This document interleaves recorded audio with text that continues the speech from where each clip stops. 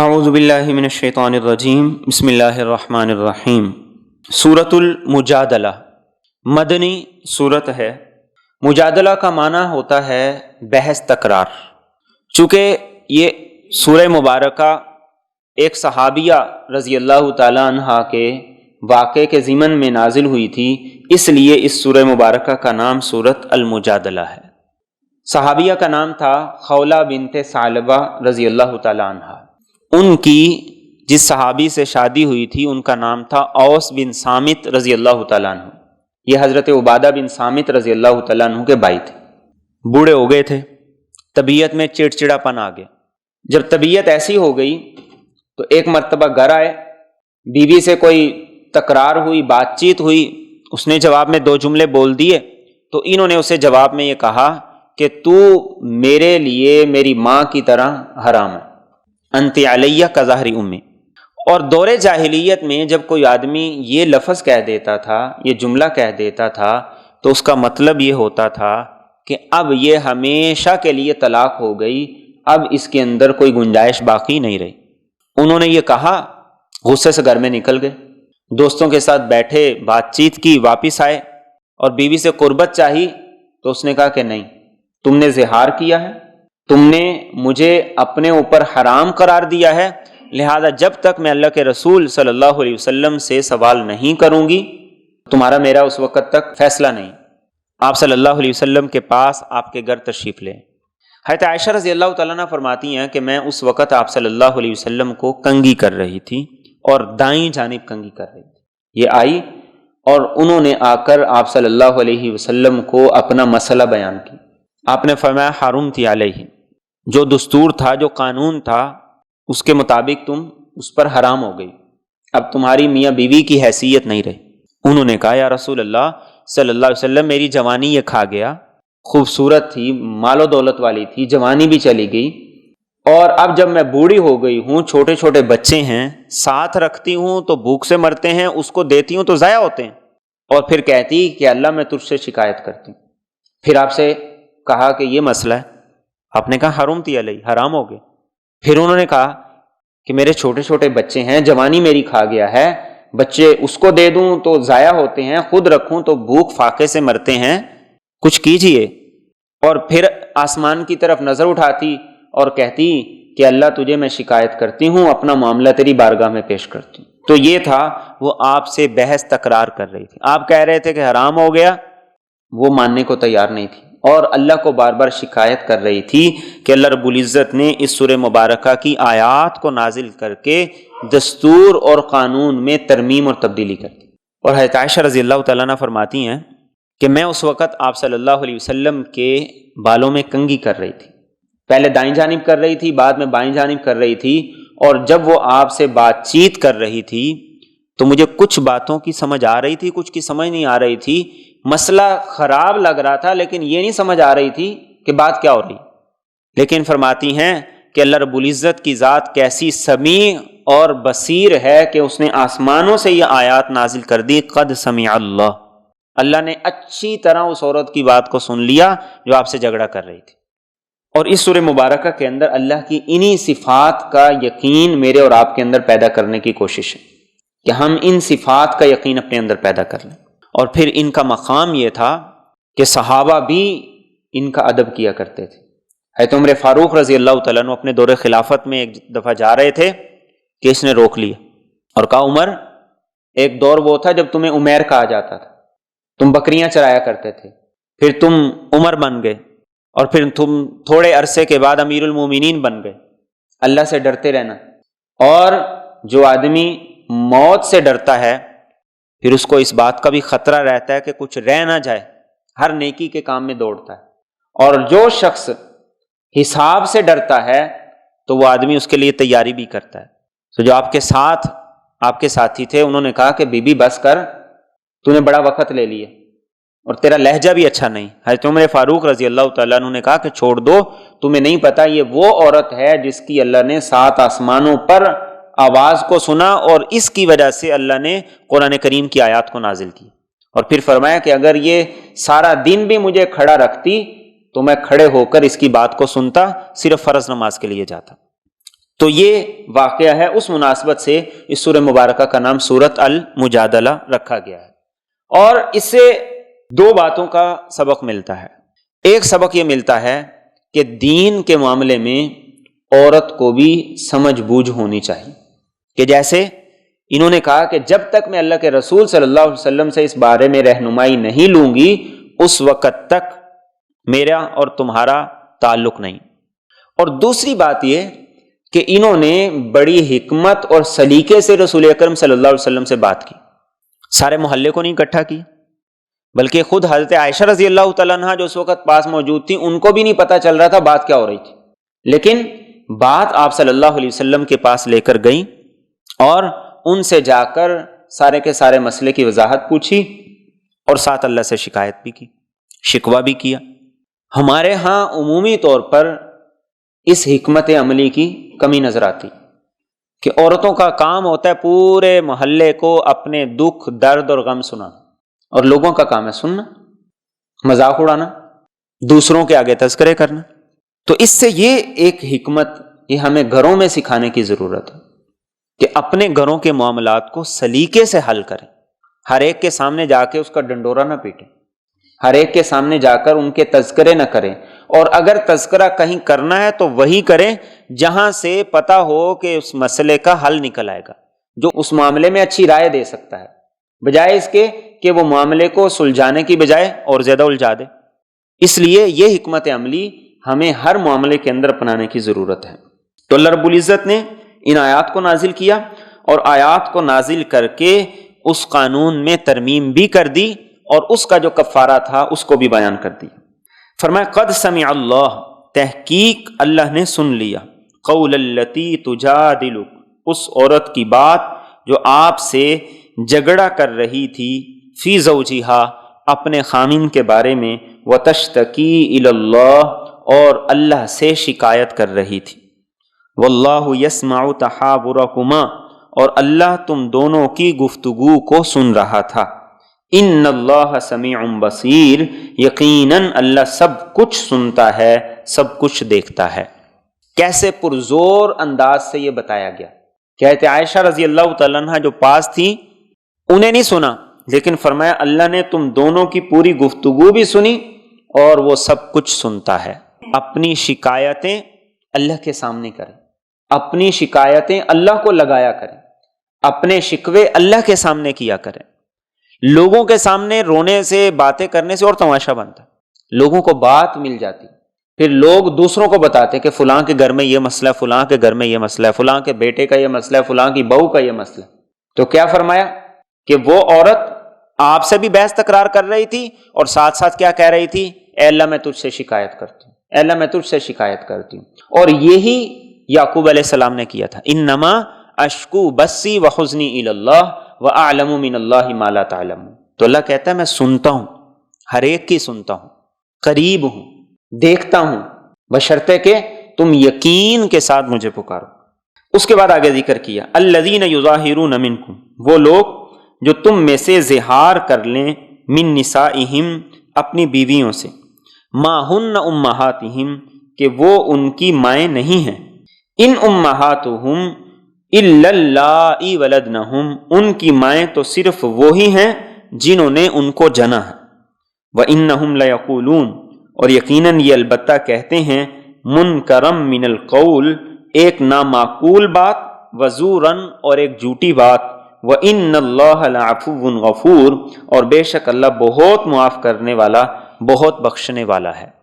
یہ پہلی بات بتائی کہ جو لوگ زہار کر لیں، زہار کا مطلب کیا ہے کہ کوئی آدمی اپنی بیوی سے یہ کہے کہ تو مجھ پر ویسے ہی حرام ہے جیسے میری ماں میرے لیے حرام ہے، یا وہ رشتے جو ہمیشہ کے لیے انسان پر حرام ہیں، جن سے نکاح نہیں ہو سکتا، جیسے بیٹی ہے، اسی طریقے سے پوتی ہے، خالہ ہے، پھوپھو ہے، اپنی بیوی کو ان میں سے کسی کی طرح حرام قرار دے دینا، فرمایا یہ کہنے سے اس کا وہ رشتہ بن نہیں جاتا۔ ماں تو وہ ہے جس نے اس کو جنا ہے، اس کا اپنی بیوی کو ماں کہہ لینا، اس سے وہ اس کی ماں نہیں بنے گی، لیکن یہ نامعقول بات ہے، جھوٹی بات ہے، اور فرمایا اللہ معاف کرنے والا ہے اور درگزر کرنے والا ہے۔ اس کے بعد آگے فرمایا والذین یظاہرون من نسائہم، اور وہ لوگ جو زہار کر لیں اپنی بیویوں سے، ثم یعودون لما قالوا، پھر اپنے قول سے رجوع کر لیں، فتحریر رقبہ، تو ایک غلام آزاد کر لیں، من قبل ان یتماسا، اس سے پہلے کہ وہ ایک دوسرے کو ہاتھ لگائیں، ذالکم توعظون بہ، یہ وہ بات ہے جس سے تمہیں نصیحت کی جاتی ہے، واللہ بما تعملون خبیر، اور اللہ تمہارے اعمال سے پوری طرح خبردار ہے۔ یہاں پر یہ بتا دیا گیا کہ اگر کوئی آدمی اپنی بیوی کو حرمت کی نیت سے یہ کہہ دے کہ تو میری ماں کی طرح ہے، اور پھر اس کو شرمندگی ہو اور اس کو احساس ہو اپنی غلطی کا، تو پھر اسے چاہیے کہ میاں بیوی قربت سے پہلے ایک غلام آزاد کریں۔ عربوں کے ہاں چونکہ غلام ان کا لین دین، ان کا رواج تھا، اس لیے اللہ رب العزت نے ان کو پہلا طریقہ یہ بتایا کہ غلام آزاد کر لیں، اور غلام آزاد کریں گے تو کفارہ ہو جائے گا، اور کفارہ بھی شریعت نے کسی جسمانی سزا کا نہیں رکھا، بلکہ اس طرح کا کفارہ رکھا جس کے اندر دوسروں کا فائدہ بھی ہے اور اس کے اندر عبادت کا پہلو بھی ہے، یعنی سزا کا پہلو بھی ہے، عبادت کا پہلو بھی۔ تو پہلا یہ کہا کہ غلام آزاد کر دیں، اور غلام چاہے مرد ہو، چاہے عورت ہو، چاہے مسلمان ہو، چاہے کافر ہو، چاہے بچہ ہو، چاہے جوان ہو، غلام آزاد کر دو۔ اور غلام آزاد کرنا دین اسلام نے اس کو بڑی فضیلت کا کام قرار دیا، صحابہ نے ہزاروں غلام آزاد کی اور ان کو خرید کر ان کو آزاد کیا جاتا تھا۔ تو فرمایا اللہ اس کی تمہیں نصیحت کرتا ہے اور تمہارے اعمال سے اللہ پوری طرح باخبر ہے، تم یہ مت سمجھو کہ ہم اس کے علم اور اس کی خبر اور اس کی نظر کے اندر نہیں۔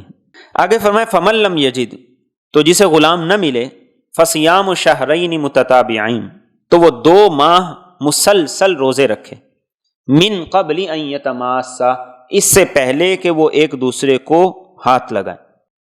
فمن لم یستطع، تو جس میں یہ بھی طاقت نہ ہو، فاطعام 60 مسکینا، تو 60 مسکینوں کو کھانا کھلائے۔ ذالک، یہ حکم ہے، لتؤمنوا باللہ ورسولہ، تاکہ تم اللہ اور اس کے رسول پر ایمان لاؤ، وتلک حدود اللہ، اور یہ اللہ کی حدود ہیں، وللکافرین عذاب علیم، اور کافروں کے لیے دردناک عذاب ہے۔ یہ دوسری اور تیسری آپشن ہے کہ جو غلام نہیں آزاد کر سکتا، اتنے پیسے اس کے پاس نہیں ہیں، تو پھر اسے چاہیے کہ میاں بیوی قربت سے پہلے 2 ماہ مسلسل روزے رکھیں بغیر ناغے کے، اور یہ مسلسل روزے بھی اس ترتیب سے رکھنے ہیں کہ درمیان میں عید نہ آئے اور درمیان کے اندر کوئی ناغے کے جو روزے ہیں وہ نہ آئے، مسلسل روزے اس طریقے سے رکھے۔ عبادت بھی ہے، سزا بھی ہے، اور یہ کس لیے ہے؟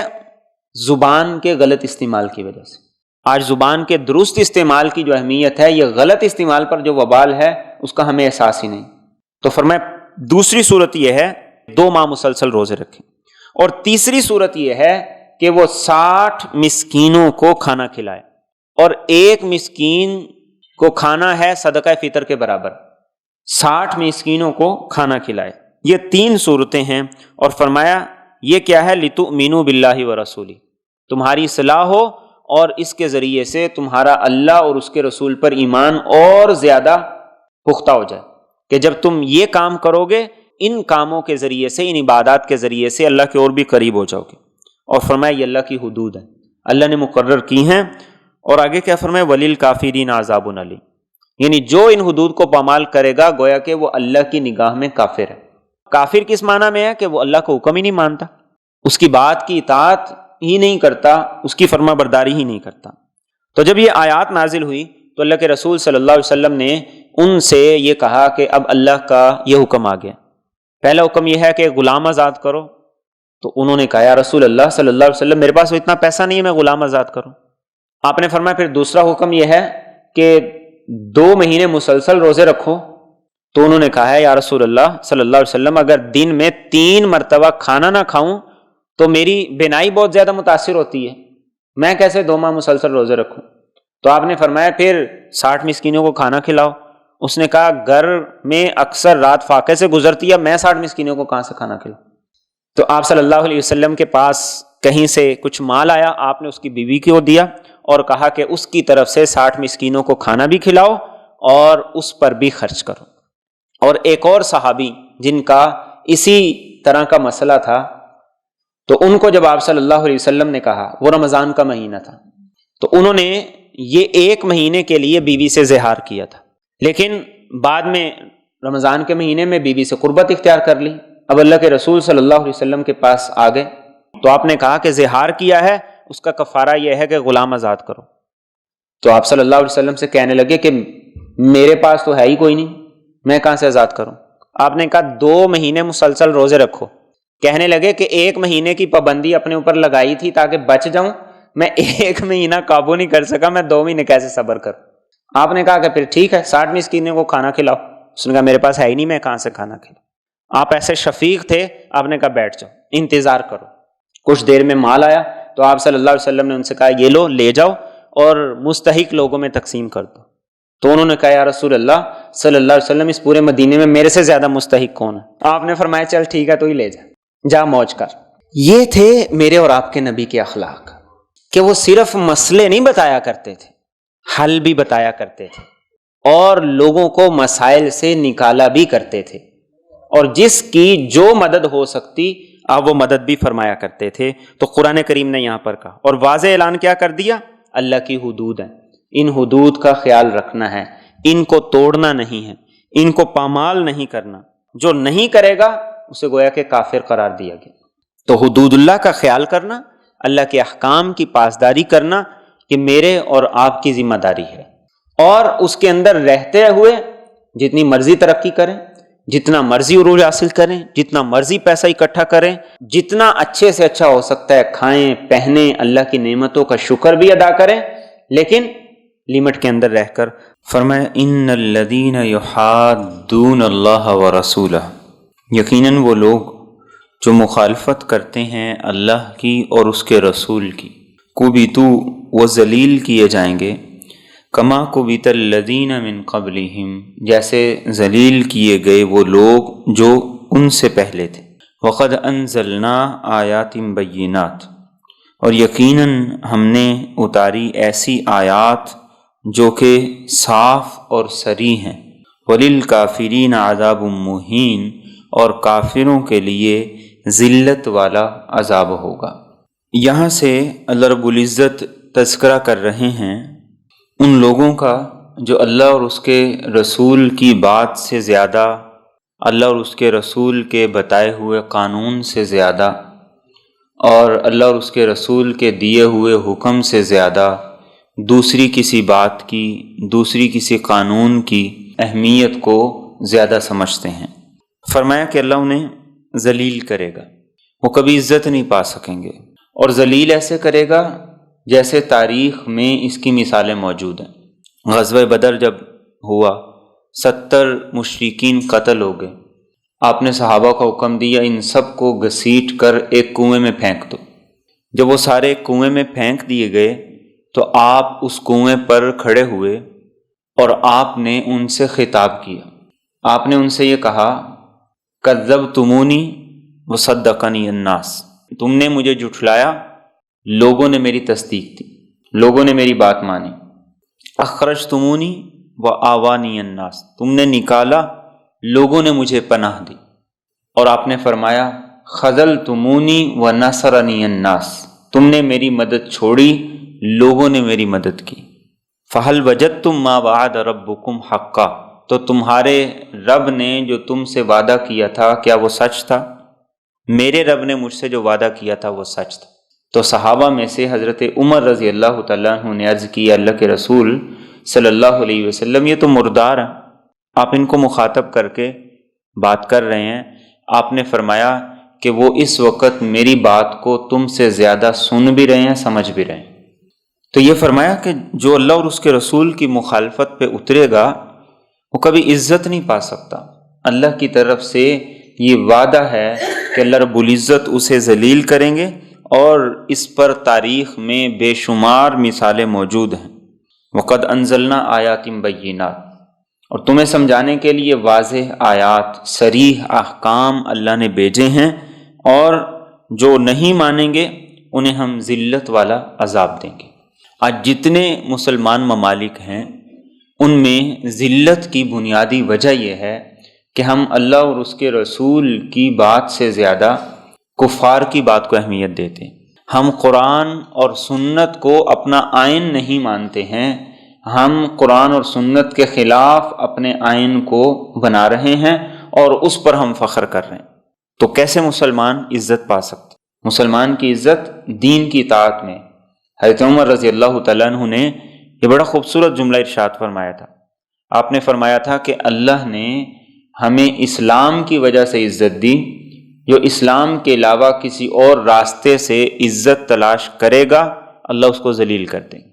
اور فرمایا یوم یبعثہم اللہ جمیعا، جس دن اللہ ان سب کے سب کو دوبارہ اٹھائے گا، فینبئہم بما عملوا، پھر وہ انہیں خبر دے گا ان کاموں کی جو انہوں نے کی۔ احصاہ اللہ ونسوہ، اللہ نے ان کو گن رکھا ہے اور یہ اسے بھول گئے۔ واللہ علی کل شیء شہید، اور اللہ ہر چیز پر اچھی طرح گواہ ہے۔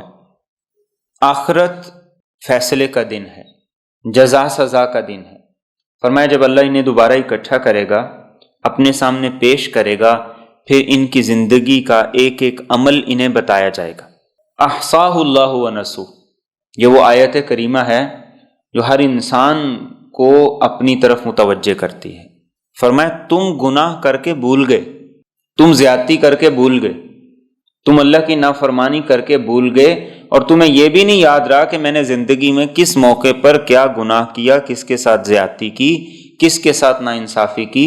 فرمایا اللہ نہیں بھولا، اس کے ریکارڈ میں یہ ساری کی ساری چیزیں موجود ہیں، اور اللہ اس دن وہ ساری چیزیں تمہارے سامنے لے آئے گا۔ اور انسان توبہ تب کر سکتا ہے جب اس کو اپنے گناہ یاد ہوں کہ مجھ سے یہ بھی غلطی ہوئی، مجھ سے یہ بھی جرم سرزد ہوا، مجھے یہ نہیں کرنا چاہیے تھا، یہ میں نے کیا۔ تو وہ کیا کرے گا؟ توبہ بھی کرے گا، استغفار بھی کرے گا، ندامت بھی ہوگی۔ اور انسان گناہ کرے اور اسے بھول جائے، اسے پتہ ہو کہ میں نے زندگی میں کبھی گناہ کیا ہی نہیں ہے، میں تو بڑا پاک صاف ہوں، تو وہ کیسے وہ توبہ کرے گا، کیسے وہ استغفار کرے گا؟ اور اگر انسان بھول بھی گیا ہے، پھر بھی انسان کو چاہیے کہ وہ صدق دل سے اللہ سے توبہ اور استغفار کرتا رہے۔ آپ صلی اللہ علیہ وسلم نے جو کلمات ہمیں سکھائے ہیں توبہ اور استغفار کے لیے، ان کلمات میں یہ جملے بھی ہیں کہ اللہ وہ گناہ جو پہلے ہو گئے اور جو بعد میں ہوئے ان سب سے میں توبہ کرتا ہوں، وہ گناہ جو یاد ہیں جو بھول گئے، اے اللہ میں ان سب سے توبہ کرتا ہوں، اور ان سب کے معاملے میں تیری ذات کے سامنے ندامت کا، شرمندگی کا اظہار کرتا ہوں۔ تو انسان بھول جاتا ہے، فرمایا اللہ کے ہاں وہ بھولا ہوا نہیں، اللہ نے اسے لکھ لیا ہے، گن لیا ہے، ریکارڈ اللہ کے ہاں درج ہے۔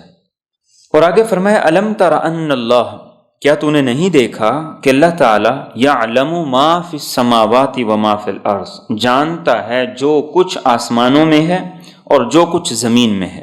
ما یکون من نجوا ثلاثہ، نہیں ہوتی تین لوگوں کی سرگوشی، الا هو رابعہم، مگر وہ ان میں سے چوتھا ہوتا ہے، ولا خمسۃ الا هو سادسہم، اور نہیں ہوتی 5 لوگوں کی سرگوشی مگر وہ ان میں سے چھٹا ہوتا ہے، ولا ادنا من ذالک ولا اکثر، اور نہ اس سے کم اور نہ اس سے زیادہ، الا هو معہم اینما کانوا، مگر وہ ان کے ساتھ ہوتا ہے جہاں بھی وہ ہوں، ثم ینبئہم، پھر وہ انہیں خبر دے گا، بما عملوا یوم القیامہ، اس کی جو انہوں نے عمل کیے قیامت کے دن۔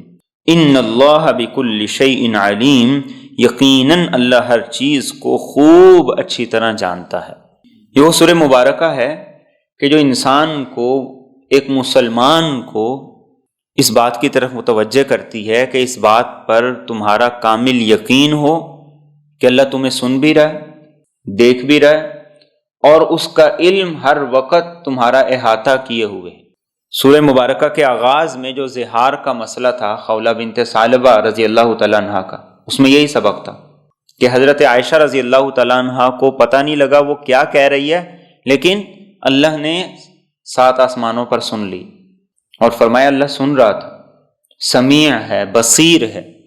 اور اس آیت کریمہ میں بھی اسی بات کی طرف انسان کو متوجہ کیا کہ انسان یہ نہ سمجھے مجھے کوئی دیکھ نہیں رہا، کسی کو پتہ نہیں، اور میں یہ کر لیتا ہوں کسی کو پتہ ہی نہیں چلے گا۔ فرمایا نہیں، کائنات میں جو کچھ ہے اللہ کو اس کا علم ہے، اور فرمایا جہاں تم 3 ہو تو وہاں چوتھا اللہ ہوتا ہے، اور جہاں تم 5 ہو وہاں چھٹا اللہ ہوتا ہے۔ کم ہو یا زیادہ ہو، اللہ کی ذات جہاں بھی ہو، 7 پردوں میں بھی چھپ جاؤ، زمین کی تہ میں چلے جاؤ، پہاڑوں کے غاروں کے اندر چلے جاؤ، فرمایا الا هو معہم اینما کانوا، جہاں بھی جاؤ وہ تمہارے ساتھ ہے۔ اور یہ احساس اگر انسان کو ہو جائے تو یقیناً انسان کی سوچ بھی بدل جائے، بول بھی بدل جائے، اور لوگوں کے ساتھ رویہ بھی بدل جائے۔ اور یہی وہ بنیادی چیز ہے جو انسان کو راہ راست پر لاتی ہے، کہ اسے پتا ہو میرا رب مجھے دیکھ رہا ہے۔ ایک کیمرے کے سامنے انسان کا رویہ یکسر بدل جاتا، چور چوری نہیں کرتا کہ یہاں پہ کیمرہ لگا ہوا، کسی بچے کے سامنے انسان کوئی جرم کوئی گناہ نہیں کرتا، باوجود کہ اسے اس جرم کی اس گناہ کی سمجھ نہیں ہے، لیکن اللہ کے معاملے میں انسان حیا کا مظاہرہ نہیں کرتا۔ فرمایا جہاں بھی تم ہو وہ تمہارے ساتھ ہے، اور قیامت کے دن تمہارے اعمال کے بارے میں تمہیں وہ خبر دے گا، اسے ہر چیز کا اچھی طرح علم ہے۔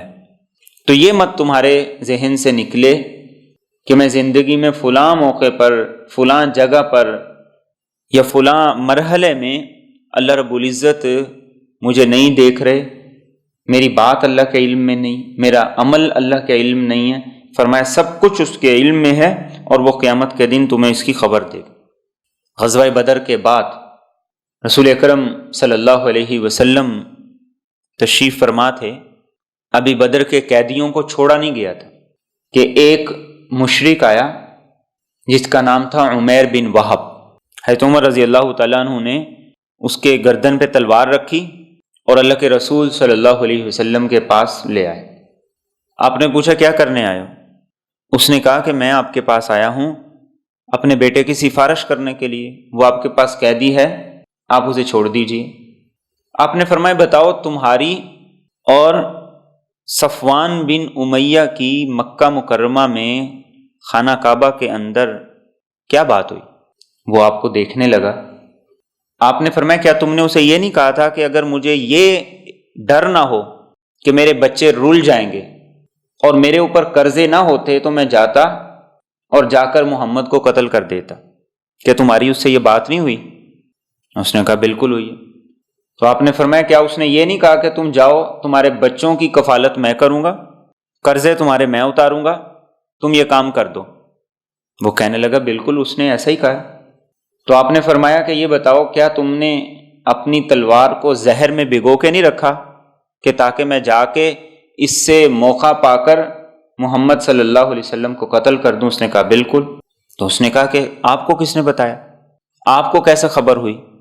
تو آپ نے فرمایا مجھے اس ذات نے بتایا جو سب کچھ جانتی ہے، جہاں 2 لوگوں کی سرگوشی ہوتی ہے وہاں تیسری وہ ذات ہوتی ہے۔ تو اس نے کہا کہ یقیناً آپ اللہ کے سچے رسول ہیں، میں گواہی دیتا ہوں اللہ کے سوا کوئی معبود نہیں اور آپ کے سوا کوئی رسول نہیں، آپ آخری رسول ہیں اور آپ خاتم النبیین ہیں اور دائرہ اسلام میں داخل ہو۔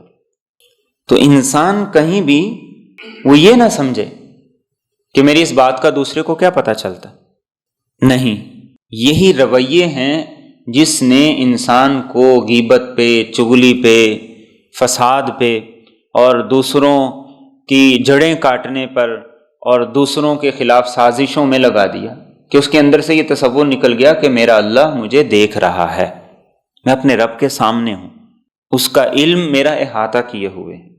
اور آگے فرمایا الم تر الی الذین نہوا عن النجوی، کیا آپ نے دیکھا نہیں ان لوگوں کو جنہیں سرگوشیاں کرنے سے منع کیا گیا، ثم یعودون لما نہوا عنہ، پھر وہ وہی کام کرتے ہیں جس سے ان کو روک دیا گیا، وَيَتَنَاجَوْنَ بِالْإِثْمِ وَالْعُدْوَانِ وَمَعْصِيَةِ الرَّسُولِ، اور وہ ایک دوسرے سے سرگوشی کرتے ہیں گناہ اور ظلم اور رسول کی نافرمانی کے بارے میں۔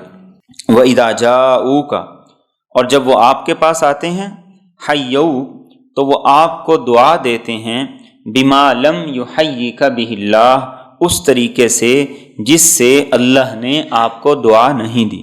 وَيَقُولُونَ فِي أَنفُسِهِمْ، اور وہ اپنے دل میں کہتے ہیں، لَوْلَا يُعَذِّبُنَا اللَّهُ، ہمیں اللہ کیوں نہیں عذاب دیتا، بِمَا نَقُولُ، اس وجہ سے جو ہم کہتے ہیں۔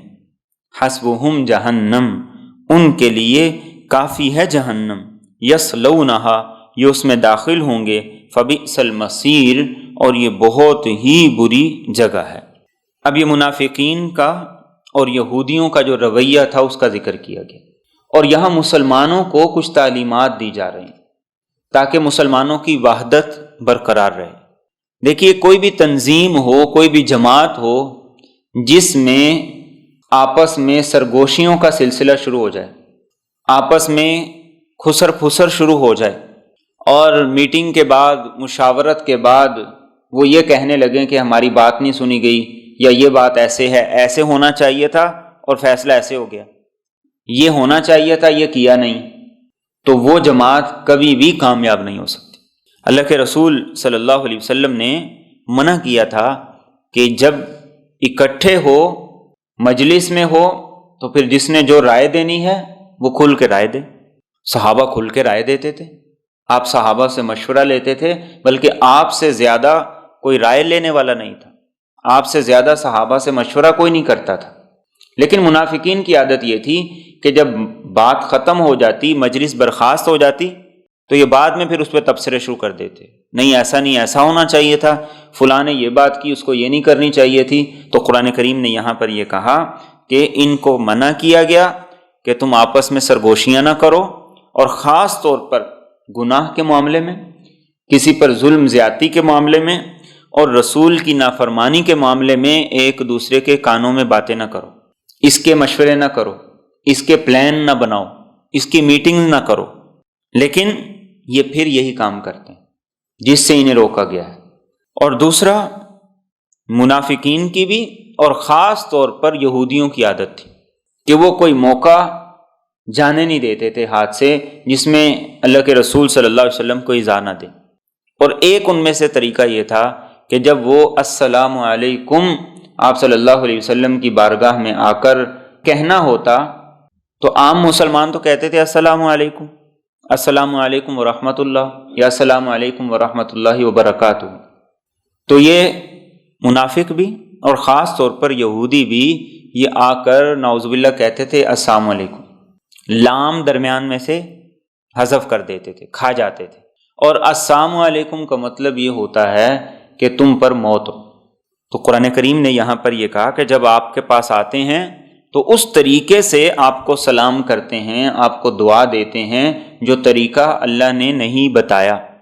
اور پھر کیا کہتے ہیں؟ لولا يعذبنا اللہ بما نقول، اگر یہ واقعی غلط ہے تو ہم پہ اللہ کا عذاب آتا کیوں نہیں؟ اس کے باوجود ہم ویسے کہ ویسے زندگی جی رہے ہیں۔ اور یہ وہ وسوسہ ہے جو انسان کے دل میں شیطان ڈالتا ہے جس وقت وہ نافرمانی کرتا ہے۔ وہ کہتا ہے کہ میں نے یہ گناہ کیا ہے، ہوا تو کچھ بھی نہیں، فائدہ ہی ہوا ہے، کوئی راحت ہی ملی ہے، کوئی لذت ہی ملی ہے، کوئی چار پیسے ہی آئے ہیں، میری تو کوئی بازو نہیں ٹوٹی، کوئی ٹانگ نہیں ٹوٹی، کوئی اللہ کا عذاب نہیں آیا، اور وہ اس وجہ سے گناہ پر جری ہو جاتا ہے۔ تو وہ بھی یہ کہتے تھے کہ اگر ہم یہ غلط کر رہے ہیں تو ہم پر اللہ کا عذاب کیوں نہیں آتا جبکہ یہ اللہ کے نبی ہیں۔ تو قرآن کریم نے کیا کہا؟ حسبہم جہنم، دنیا جزا سزا کی جگہ نہیں ہے، جہنم میں جائیں گے اور وہاں ان کا سارا حساب کتاب اللہ برابر کرتے۔ تو اس لیے گناہوں پر انسان اس وجہ سے جری نہ ہو کہ اس کو کرنے سے کچھ ہوتا نہیں، اور اگر انسان سے غلطی ہو جائے تو پھر انسان کو چاہیے کہ وہ فوری طور پر اللہ کی طرف رجوع کرے، توبہ کرے، اور یہ دیکھے مجھے جس چیز سے منع کر دیا گیا میں اس سے باز آ جاؤں، مجھے جس چیز سے منع کر دیا گیا میں اس سے باز آ جاؤں۔ آج ہر جگہ پر، ہر چھوٹے لیول پہ، بڑے لیول پہ یہی خرابی ہے کہ سامنے بات نہیں کرتے، رائے نہیں دیتے، اور جب کوئی بات طے ہو جاتی ہے، مشاورت ہو جاتی ہے، تو بعد میں اس پہ تبصرے شروع کر دیتے ہیں، اس پہ تجزیے شروع کر دیتے ہیں، اس میں کیڑے نکالنے شروع کر دیتے ہیں، اور اس وجہ سے ایک دوسرے کے بارے میں دل میں میل پیدا ہوتا ہے، دلوں میں بغض پیدا ہوتا ہے۔ اس لیے قرآن کریم نے کہا کہ تم جب آپس میں سرگوشی کرو، آپس میں بات کرو، تو نہ گناہ کے بارے میں کرو، نہ کسی پر ظلم زیادتی کے بارے میں کرو، اور نہ ہی کوئی ایسی بات کرو جس میں رسول کی نافرمانی کا کوئی پلان، کوئی پروگرام ہو۔ اور آگے فرمایا یا ایھا الذین آمنوا، اے ایمان والو، اذا تناجیتم، جب تم ایک دوسرے سے سرگوشی کرو، فلا تتناجوا بالاسم والعدوان ومعصیۃ الرسول، تو مت سرگوشی کرو گناہ اور زیادتی اور رسول کی نافرمانی کی۔ وتناجوا بالبر والتقوی، اور تم ایک دوسرے سے سرگوشی کرو نیکی کی اور پرہیزگاری کی۔ واتقوا اللہ الذی الیہ تحشرون، اور اس اللہ سے ڈرو جس کی طرف تم سب اکٹھے کیے جاؤ گے۔ اب ایمان والوں کو مخاطب کیا گیا کہ تمہاری آپس کی بات چیت وہ نافرمانی کے موضوعات پہ نہیں ہونی چاہیے، کسی کے ساتھ ظلم زیادتی کے موضوع پہ نہیں ہونی چاہیے، تمہاری آپس میں بات چیت وہ رسول کی نافرمانی کے بارے میں نہیں ہونی چاہیے، بلکہ تمہیں چاہیے ایک دوسرے کے ساتھ سرگوشی کرو، مذاکرہ کرو، کس چیز کا؟ بالبر والتقوی، نیکی کا، نیکی کی ایک دوسرے کو تلقین کرو، تاکید کرو، اور اللہ سے ڈرنے کی اور دین کی باتیں کرو، اور اس اللہ سے ڈرو جس کے پاس تم سب اکٹھے کیے جاؤ۔ اس لیے اللہ کے رسول صلی اللہ علیہ وسلم نے فرمایا اذا کنتم ثلاثہ فلا یتناجا اثنان دون الثالث، جب تم 3 لوگ ہو تو 2 لوگ آپس میں کان میں بات چیت نہ کریں۔ فإن ذلک یحزنہ، اس وجہ سے اس کا دل وہ تمہارے بارے میں میلا ہوگا کہ ایسی کون سی بات ہے جو مجھے نہیں بتائی جا رہی، اس کو بتائی جا رہی۔ اس کا مطلب ہے کہ میری اس کی نظر میں کوئی وقت نہیں ہے، یا وہ یہ سوچے کہ ہو سکتا ہے میرے بارے میں کوئی بات کر۔ ہاں، جب مجلس بڑی ہو تو وہاں پر 2 لوگ آپس میں بات کر سکتے ہیں، اس لیے کہ ایک آدمی ہر ایک کو مخاطب نہیں بنا سکتا۔ اور یہ مشرکین کا طرز تھا، ان کا رویہ تھا کہ وہ اللہ کے رسول صلی اللہ علیہ وسلم کی مجلس کے بعد آپس میں اکٹھے ہوتے اور مسلمانوں کی طرف اشارے کرتے ہوئے، دیکھتے ہوئے باتیں کیا کرتے تھے تاکہ مسلمانوں کو پریشان کیا جائے۔ اس پر اللہ رب العزت نے مسلمانوں کو اگلی آیت میں تسلی دی، فرمایا انما النجوى من الشیطان، سرگوشیاں یہ تو شیطان کی طرف سے ہیں، لیحزن الذین آمنوا، تاکہ وہ غمگین کرے ان لوگوں کو جو ایمان لائے، ولیس بضارہم شیئا الا باذن اللہ، اور وہ انہیں کچھ نقصان نہیں دے سکتے مگر اللہ کے حکم سے۔ وعلی اللہ فلیتوکل المؤمنون، تو ایمان والوں کو چاہیے کہ وہ صرف اللہ ہی پہ بھروسہ کریں۔ اب یہ ایمان والوں کو تاکید کی گئی کہ یہ صرف شیطانی عمل ہے، کہ شیطان ان کو اس بات پہ اکسا رہا ہے کہ اس طرح کے کام کرو کہ جس کی وجہ سے مسلمان پریشان ہو، کہ شاید میرے بارے میں بات ہو رہی ہے، لیکن یقین صرف اللہ کی ذات پہ رکھو، یہ تمہارا کچھ نہیں بگاڑ سکتے۔ نہ یہ کہ انسان بھی ان کے اس رویے کو دیکھ کر اسی غلطی میں مبتلا ہو جائے کہ وہ یہ کر رہے ہیں لہذا میں بھی ان کو چڑھانے کے لیے یہی کام کروں، یا یہ کہ انسان اس کی وجہ سے اللہ پر جو توکل ہے، یقین ہے، وہ کمزور کر بیٹھے۔ فرمایا وہ یقین تمہارا کامل ہونا چاہیے۔ وہ جتنی مرضی سرگوشی کر لیں، تمہارے خلاف کانا پھوسی کر لیں، خسر پھسر کر لیں، تمہیں کوئی نقصان نہیں پہنچا سکتے۔ اور یہی ان لوگوں کے رویے تھے۔ اللہ کے رسول صلی اللہ علیہ وسلم نے غزوہ خندق کے موقع پر جب صحابہ کو خوشخبری دی کہ کیسر و کسریٰ کے خزانے وہ مسلمانوں کے پاس آئیں گے، یہ بڑی بڑی سپر پاور طاقتیں سب زیر ہو جائیں گی، تو منافق وہاں ایک دوسرے کو کہتے تھے کہ باتیں سنو ان کی، یہاں ہم تسلی سے پیشاب کرنے جا نہیں سکتے اور یہ ہمیں فلسفے سنا رہے ہیں کہ کیسر و کسریٰ کی طاقتیں وہ ساری کی ساری زیر ہو جائیں گی۔ ہر موقع پر ان کا یہ رویہ ہوتا تھا۔ مومن کا رویہ نہیں ایسا ہونا چاہیے۔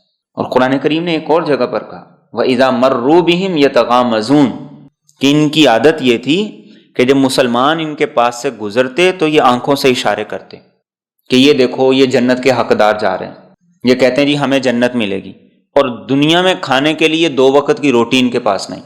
وَإِذَا انْقَلَبُوا إِلَىٰ أَهْلِهِمُ انْقَلَبُوا فَكِهِينَ، اور جب وہ اپنے گھروں میں جاتے تو بڑے مزے سے جایا کرتے تھے، اور راستے میں بھی کہیں موقع مل جاتا تو کسی مسلمان پر ہنسی کرنے کا، مذاق کرنے کا ہاتھ سے نہیں جانے دیتے تھے۔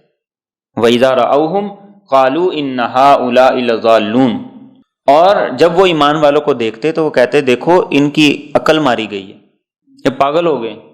بھلا قبیلہ کنبا چھوڑ کے، اپنی ساری چیزیں داؤ پہ لگا کے، بھلا انسان کبھی اس دنیا میں کوئی ترقی کر سکتا ہے؟ جس طرح یہ اپنا رویہ اپنائے ہوئے ہیں، ایسے یہ تحریک آگے نہیں جا سکتی۔ کوئی موقع ہاتھ سے نہیں جانے دیتے تھے۔ مومن کا ہرگز یہ رویہ نہیں ہونا چاہیے کہ وہ اس انداز سے گفتگو کرے، اس انداز سے بات کرے جس سے دوسرے کو یہ لگے کہ میرے بارے میں کوئی بات ہو رہی۔ یہ مومن کا رویہ نہیں، قرآن کریم کہتا ہے یہ منافق کا رویہ، یہ منافق کی عادت ہے۔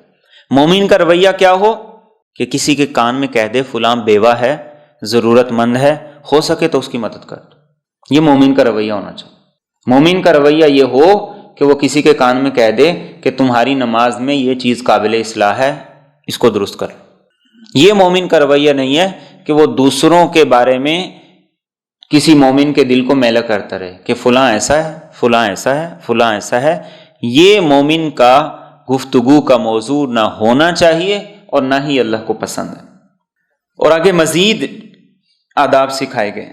فرمایا یا ایھا الذین آمنوا، اے ایمان والو، اذا قیل لکم، جب تم سے کہا جائے، تفسحوا فی المجالس، کہ مجلس میں کھل کے بیٹھو، فافسحوا، تو کشادگی کر دیا کرو، یفسح اللہ لکم، اللہ تمہیں کشادگی بخشے گا۔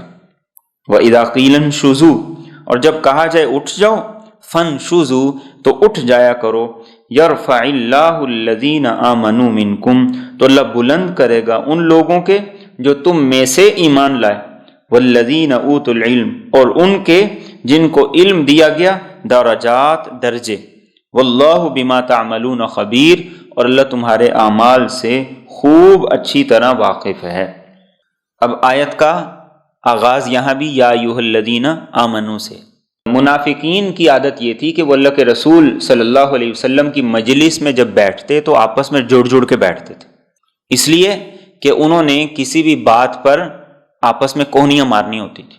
کوئی بات ہوتی تو اس میں کسی اپنے ساتھی کے کان میں کوئی خسر پسر کرنی ہوتی تھی، اس لیے وہ جڑ جڑ کے بیٹھتے تھے، درمیان میں کسی مومن کو، کسی سچے مسلمان کو بیٹھنے نہیں دیتے تھے۔ تو یہاں کیا فرمایا گیا کہ اے ایمان والو، جب تمہیں یہ کہا جائے کہ کھل کے بیٹھو، جگہ دے دو، کوئی اور آیا ہے اور جگہ پڑی ہوئی ہے تو تمہیں چاہیے کہ تم دائیں بائیں سرک جاؤ۔ کیا ہوگا؟ یفسح اللہ لکم، اللہ تمہیں کشادگی دے گا۔ اور یہ کشادگی کس چیز کی؟ قرآن کریم کا انداز ہے، جب یہ نہ بتایا جائے کہ یہ کس معاملے میں ہے تو اس کا مطلب ہوتا ہے کہ ہر معاملے میں اللہ تمہارے ساتھ وہ خیر کرے گا، تمہارے مال میں کشادگی کرے گا، تمہاری عزت میں، تمہاری جان کے اندر، تمہارے وقت میں اللہ برکت دے دے۔ تو یہ پہلا رویہ بتایا کہ جب بیٹھے ہو تو پھر کوئی آ جائے تو انسان یہ نہ سوچے کہ اب مجھے دائیں ہونا پڑے گا، مجھے بائیں ہونا پڑے گا، اب مجھے اٹھنا پڑے گا۔ نہیں، مومن کا یہ حق ہے کہ تم اس کے لیے جگہ کشادہ کر دو، ساتھ مل جاؤ تاکہ اسے بیٹھنے کی جگہ مل جائے۔ اور وَإِذَا قِيلَ انشُزُوا فانشُزُوا، کسی جگہ پہ بیٹھے ہوئے ہو اور جگہ کم پڑ گئی ہے، صاحب مجلس کہتا ہے، صدر مجلس کہتا ہے، یا میزبان یہ کہتے ہیں کہ آپ اٹھ جائیں، ان کو جگہ دے دیں، فرمایا برا نہیں منانا، فانشزوا، فوری طور پر اس کے لیے جگہ خالی کر دو، فوری طور پر اس جگہ سے اٹھ جاؤ۔ اور منافقین کی عادت کیا تھی؟ منافقین کی عادت یہ تھی کہ وہ اٹھتے نہیں تھے، اور وہ یہ شو کرنا چاہتے تھے، دوسروں کو یہ دکھانا چاہتے تھے کہ دیکھو ہمارا اللہ کے رسول صلی اللہ علیہ وسلم سے تعلق کتنا ہے، ہم ہر وقت آپ کے پاس بیٹھے رہتے، ہماری آپ سے بڑی الیک سلیک ہے، آپ ہمارے ساتھ بڑی بے تکلفی سے پیش آتے۔ قرآن کریم نے کہا کہ جب کہا جائے اٹھ جاؤ تو پھر اٹھ جایا کرو۔ لیکن اللہ کے رسول صلی اللہ علیہ وسلم نے اس بات سے منع کیا کہ کوئی آدمی کسی جگہ پہ بیٹھا ہوا ہے اور کوئی دوسرا آدمی آئے اور خود آ کے اس کو کہے کہ ادھر سے اٹھو، یہاں میں نے بیٹھنا ہے۔ یہ حق کسی کو نہیں۔ جو پہلے آ کے بیٹھ گیا اب وہ نشست اسی کی۔ اور اگلی بات اس سے بھی خوبصورت فرمایا یہ نہ دیکھنا کہ تمہیں یہ کہا گیا کہ مجلس سے اٹھ جاؤ، اس سے تمہاری عزت کم ہو گئی، بلکہ فرمایا جو ایمان تم میں سے لائے، تم میں سے جو لوگ ایمان لائے۔ یہاں اس بات کی طرف اشارہ کر دیا گیا کہ آپ صلی اللہ علیہ وسلم کی مجلس میں، محفل میں بیٹھنے والے سارے مومن نہیں تھے۔ تم میں سے ایمان والے کون ہیں؟ جو ان اللہ کے احکامات کو ویسے مانتے ہیں جیسے اللہ نے اتارے ہیں، اور جو اس معاملے میں بھی اپنی مرضی کرے تو فرمایا وہ خود کو مومن نہ سمجھے۔ تو اللہ کے ہاں بڑی چیز کیا ہے؟ اللہ کے ہاں عزت والا کون ہے؟ فرمایا جو تم میں سے پکا مومن ہے، اور وہ شخص جو تم میں سے دین کا علم رکھنے والا ہے، یہ چیز عزت اور کامرانی کا باعث ہے۔ ایسے لوگوں کے اللہ درجات بلند کرتا ہے۔ تو پکے مومن بنو، اللہ کے ہاں عزت دار بن جاؤ گے۔ دین کا علم حاصل کرو، اللہ کے ہاں عزت دار بن جاؤ گے، اللہ تمہارے درجے بلند کرے گا، تمہاری ترقی ہو جائے گی، تمہارا گریڈ بڑا ہو جائے گا۔ اور فرمایا واللہ بما تعملون خبیر، اللہ تمہارے اعمال سے پوری طرح باخبر ہے۔ تو بطور مومن مجھے اور آپ کو بھی یہ چاہیے کہ اپنے دلوں کے اندر وسعت پیدا کریں۔ کسی کو نشست دینی پڑتی ہے تو اس کے لیے جگہ خالی کر دیں، اور جس کے پاس ملاقات کے لیے گئے ہیں اگر وہ کہتا ہے کہ ٹھیک ہے ابھی میں زیادہ وقت نہیں دے سکتا، ابھی میں مصروف ہوں، تو تم نے برا نہیں منانا کہ ہم اتنی دور سے آئے تھے اور اس نے ہمیں تھوڑا سا وقت دیا۔ نہیں، جب وہ کہہ دیتا ہے کہ تم چلے جاؤ تو پھر تمہیں چلے جانا چاہیے۔ یہ نہیں کرنا چاہیے کہ کسی کے پاس جاؤ اور وہ مروت کی وجہ سے تمہیں یہ نہ کہہ پائے کہ تم چلے جاؤ، اور تم اس کا وقت بھی ضائع کرتے رہو اور اس کا دماغ بھی کھاتے رہو۔ مومن خود بھی مروت والا ہوتا ہے، اور دوسروں کے ساتھ بھی وہی رویہ اسے اختیار کرنا چاہیے کہ جس میں دوسروں کی راحت ہو، دوسروں کا اطمینان ہو۔ اور یہ رویے آج ہمارے اندر سے ختم ہو رہے ہیں۔ اس چیز کی ہمیں ضرورت ہے ہر جگہ پہ، ہر معاملے میں۔ قرآن کریم نے تو یہاں تک کہا کہ جب کسی کے گھر میں پہنچ جاؤ اور وہ یہ کہتا ہے کہ میں ابھی آپ سے ملاقات نہیں کر سکتا، تو تمہیں چاہیے کہ تم واپس چلے جاؤ، اسی میں تمہارا فائدہ ہے۔ وَإِن قِيلَ لَكُمُ ارْجِعُوا فَارْجِعُوا هُوَ أَزْكَىٰ لَكُمْ، یہ نہ کہو کہ وہ گھر بھی موجود تھا، میں نے اس کو دیکھا بھی، لیکن اس کے باوجود اس نے کہا کہ میں ابھی آپ سے نہیں مل سکتا۔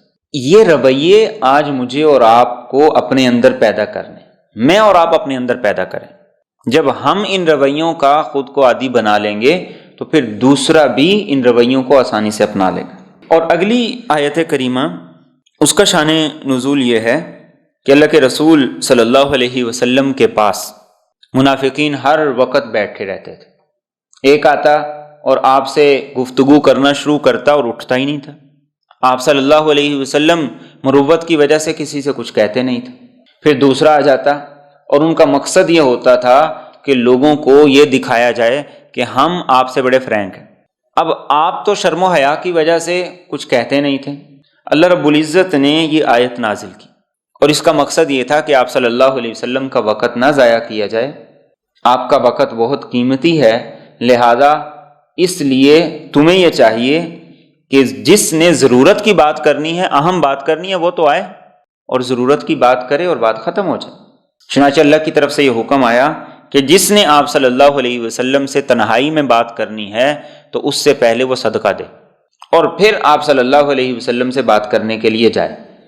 اب مسلمانوں کے لیے تو یہ آسان تھا، منافقوں کے لیے یہ بڑا مشکل تھا، اس لیے کہ یہ پیسہ ہی تو تھا جس نے ان کو منافقت پر جمایا ہوا تھا، جس کی وجہ سے ان کے دلوں میں منافقت آئی ہوئی تھی۔ تو جب یہ آیت کریمہ نازل ہوئی تو سارے منافق بھاگ گئے۔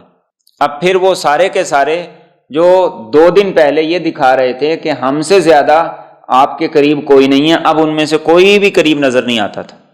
تو اس پر قرآن کریم نے یہ آیت نازل کی، فرمایا تھا یا ایھا الذین آمنوا، اے ایمان والو، اذا ناجیتم الرسول، جب تم پیغمبر سے سرگوشی کرو، فقدموا بین یدی نجواکم صدقہ، تو اپنی سرگوشی سے پہلے کوئی صدقہ پیش کیا کرو، ذالک خیر لکم واطہر، یہ تمہارے لیے زیادہ بہتر ہے اور زیادہ پاکیزہ ہے، فإن لم تجدوا، اگر تمہارے پاس نہ ہو، فإن اللہ غفور الرحیم، تو یقیناً اللہ بہت بخشنے والا، نہایت رحم کرنے والا ہے۔ اب یہ آیت کریمہ نازل ہوئی تو سارے کے سارے منافق بھاگ گئے، اور یہ صدقہ یہ اللہ کے لیے دینا تھا، اللہ کی رضا کے لیے دینا تھا، آپ کو نہیں دینا تھا۔ اب جب یہ آیت نازل ہوئی تو کچھ مسلمان بھی پریشان ہو گئے کہ ہمارے پاس تو اتنا ہوتا نہیں ہے کہ ضرورت کے موقع پر بات کرنے کے لیے پہلے صدقہ دیں اور پھر آپ سے جا کے بات چیت کر سکیں۔ لیکن ابھی یہ حکم آیا تھا کہ حضرت علی المرتضیٰ رضی اللہ تعالیٰ عنہ فرماتے ہیں کہ میرے ذہن میں کچھ سوال آئے تو میں نے 1 دینار صدقہ کیا، اور اللہ کے رسول صلی اللہ علیہ وسلم کے پاس جا کر میں نے وہ سوالات کیے، اور آپ نے میرے ان سوالات کا جواب دیا۔ اور حضرت علی رضی اللہ تعالیٰ عنہ نے جو آپ صلی اللہ علیہ وسلم سے اس موقع پہ سوال کیے، آپ شہر علم کے باب ہیں، دروازے ہیں، تو آپ نے جو سوال کیے وہ بڑے خوبصورت سوال تھے۔ انہوں نے آپ صلی اللہ علیہ وسلم سے سوال کیا، یا رسول اللہ صلی اللہ علیہ وسلم یہ بتائیے کہ وفا کیا ہے؟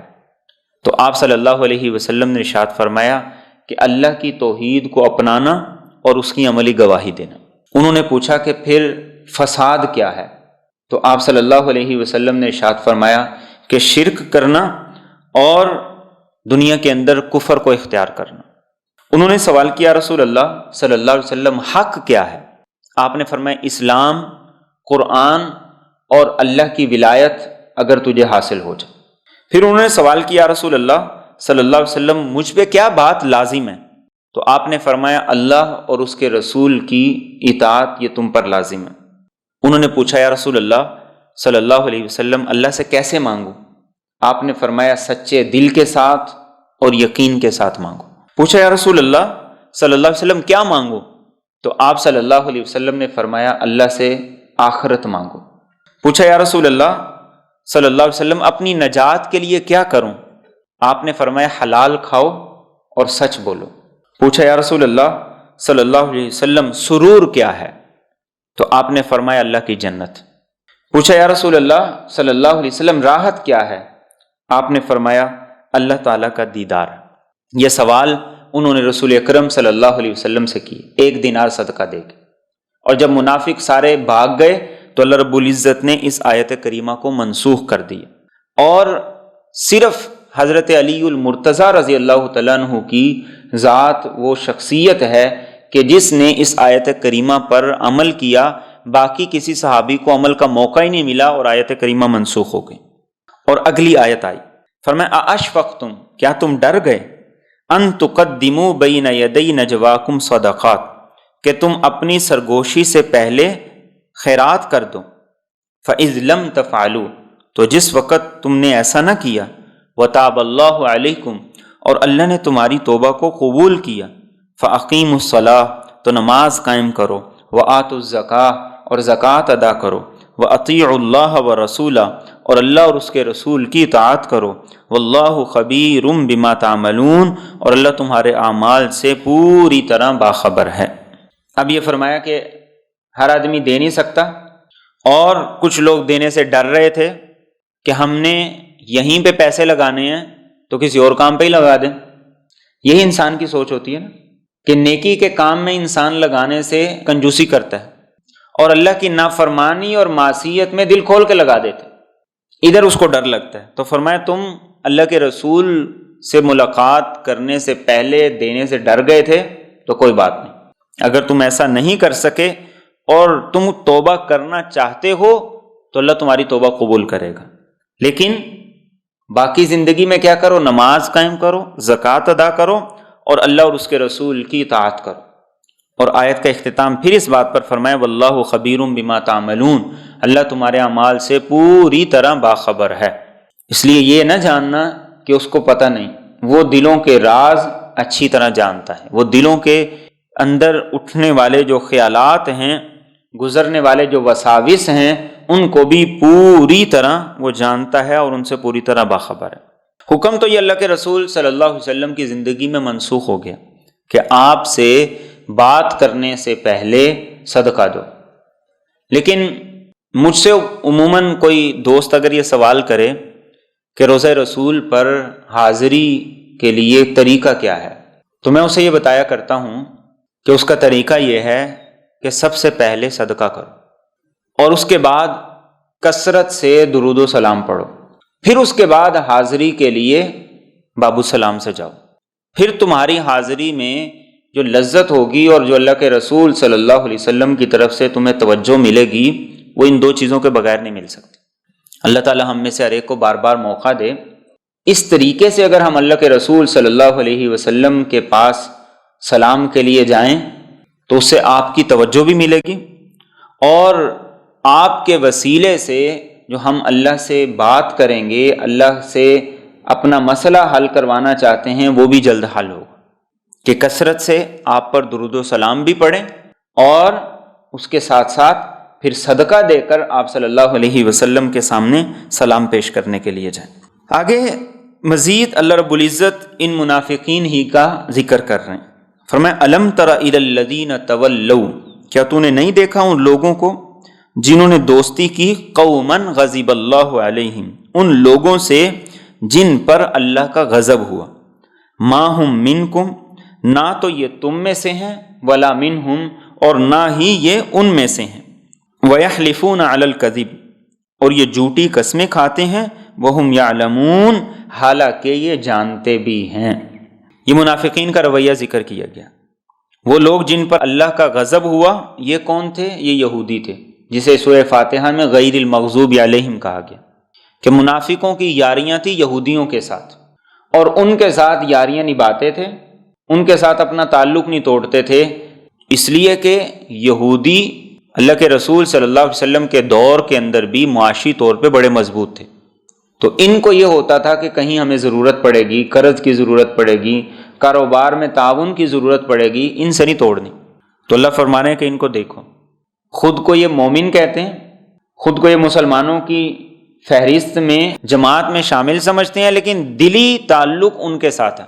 فرمایا نہ تو یہ یہودی ہے نہ ہی یہ مسلمان ہے، نہ یہ ان کی جماعت کا حصہ ہے نہ تمہارا حصہ ہے، اور اپنی وفاداری کے ثبوت کے لیے کیا کرتے ہیں؟ جھوٹی قسمیں کھاتے ہیں کہ اللہ کی قسم ہم تمہارے ساتھ مخلص ہیں۔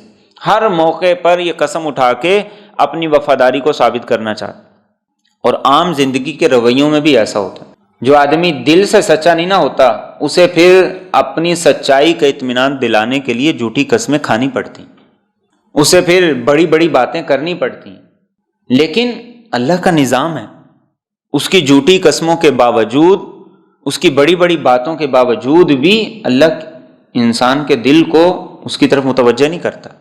یہ منافقین کی خامی تھی کہ وہ جھوٹی قسمیں کھا کھا کر اپنی وفاداری کے اور اپنی سچائی کے ثبوت دیتے تھے، اور قرآن کریم میں کیا فرمایا؟ وَهُمْ يَعْلَمُونَ، انہیں پتہ تھا، انہیں علم تھا ہم غلط کر رہے ہیں، لیکن اس کے باوجود بھی وہ غلط کرنے سے باز نہیں آتے تھے۔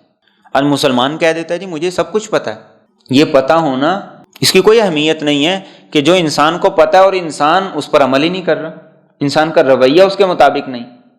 اور اللہ کے رسول صلی اللہ علیہ وسلم نے حدیث طیبہ میں ارشاد فرمایا کہ سب سے بری قسم، جس قسم کے ذریعے سے انسان گناہ کے اندر ڈوب جاتا ہے، انسان گناہ کے اندر غوطہ لگاتا ہے، فرمایا یہ وہ قسم ہے جو کسی مسلمان کا مال لینے کے لیے انسان کھائے۔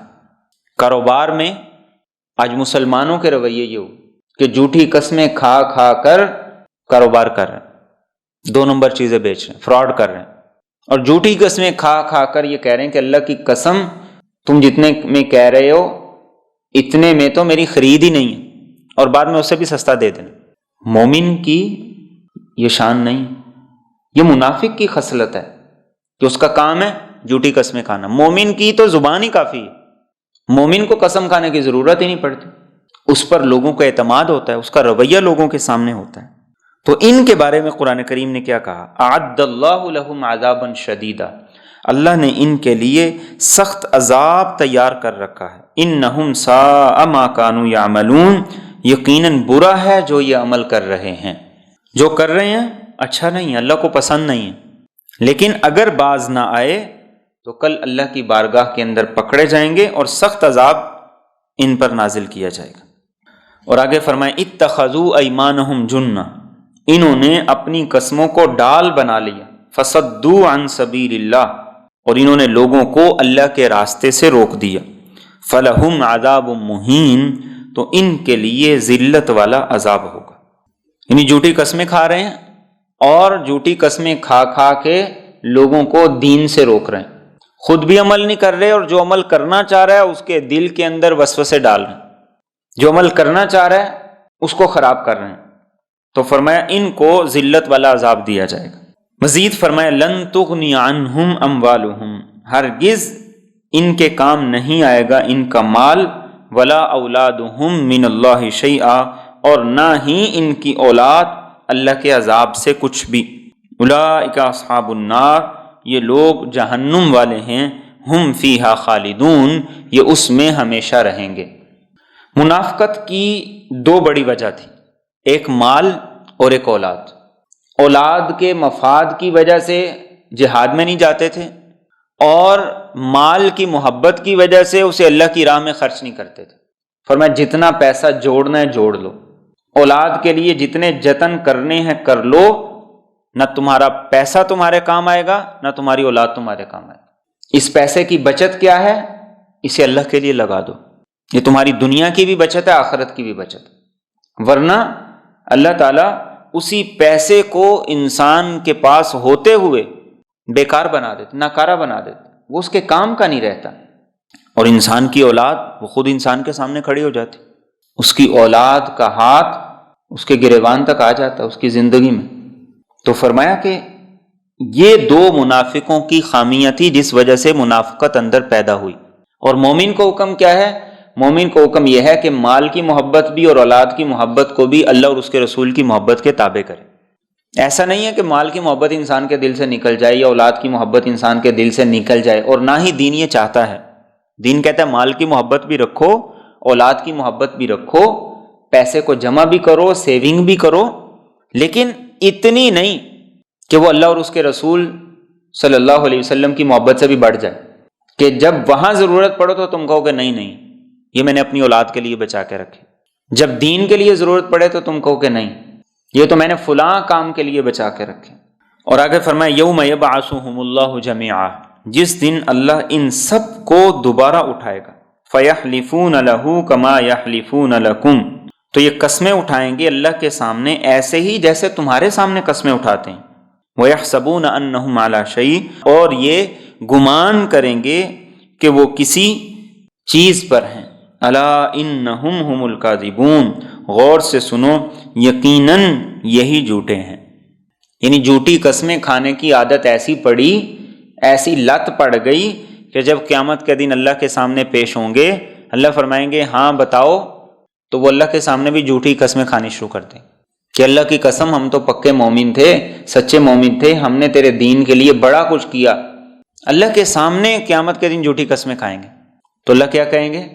نہیں تم جھوٹ کہتے ہو، اور پھر ان کا نامہ اعمال پیش کیا جائے گا، ان کے اعضاء ان کے بارے میں گواہی دیں گے۔